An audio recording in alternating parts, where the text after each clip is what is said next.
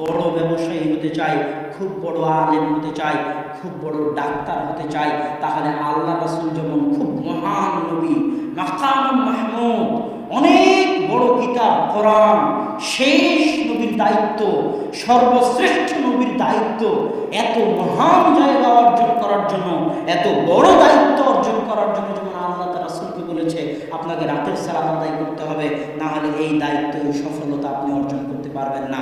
ঠিক প্রত্যেক মানুষের ক্ষেত্র, মানুষ যদি নিজ নিজ জীবনে বড় সফলতা অর্জন করতে চায়, খুব বড় পর্যায়ে পৌঁছতে চায়, তাহলে রাতের সালাতের বিকল্প নাই।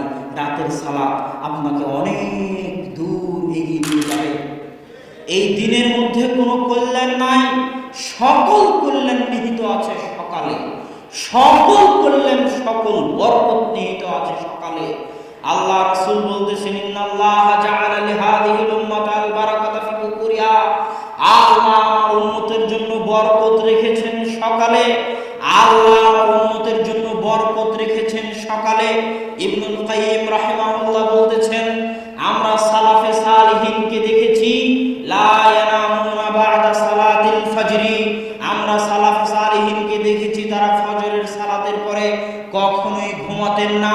হাত্তা ফিশ শিদ্দাহ ওয়া ফিস সাফার, যদিও তারা কঠিন অবস্থার মধ্যে থাকেন না কেন, কঠিন সফরে থাকেন না কেন, সফরে থাকলেও রাত জেগে কাজ করলেও তাদেরকে আমি ফজরের পরে ঘুমাতে দেখিনি। ইয়ান্তাদিরুনা ইলা তুলুইশ শামস, সালাফে সালিহিনকে দেখেছি যদি তাদেরকে ঘুমাতেই হয় রাত্রি জাগরণের কারণে, রাতে কঠিন ও কঠোর পরিশ্রম করার কারণে, তাহলে তারা সূর্য ওঠা পর্যন্ত অপেক্ষা করতেন, সূর্য উঠে যাওয়ার পর ঘুমাতে যেতেন, সূর্য উঠে যাওয়ার পর ঘুমাতে যেতেন।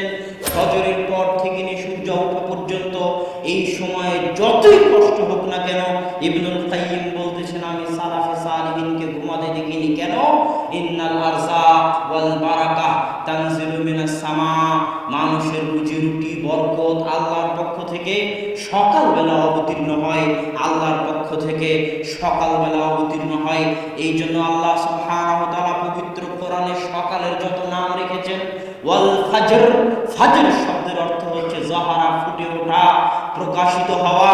আল্লাহ সুবহানাহু ওয়া তাআলা পবিত্র কোরআনে সকালের নাম দিয়েছেন ওয়াস সুবহি ইযা আসফার, সুবহ আরবিতে বলা হয় সাবহা ওয়াজহুহু, যখন কোনো বাচ্চার চেহারা সুন্দর হয় তখন তাকে বলা হয় সাবহা ওয়াজহুহু, তার চেহারা আলোকিত হয়ে উঠেছে, সেটার নাম আল্লাহ ফজরের নাম, সকালের নাম দিয়েছেন ওয়াস সুবহ। আল্লাহ ফজরের নাম দিয়েছেন ইযা আসফার, আসফার মানে প্রস্ফুটিত হওয়া, আলোকিত হওয়া। আল্লাহ সকালের নাম দিয়েছেন ওয়ান নাহার ইযা তাজাল্লা, দিন যখন জ্বলে ওঠে, দিন যখন প্রস্ফুটিত হয়।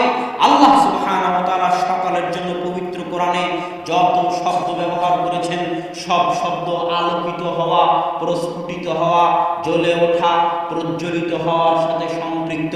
ঠিক একইভাবে আল্লাহ সুবহানাহু ওয়া তাআলা এই পৃথিবীকে পরিচালনা করেন। সুন্নাতুল্লাহি ফি তাদবিরিল আরজ, পৃথিবী পরিচালনায় আল্লাহর মূলনীতি, পৃথিবী পরিচালনায় আল্লাহর মূলনীতি যদি কেউ জানতে চায়, মানুষের এই 50-60 বছরের জীবনে পৃথিবী পরিচালনায়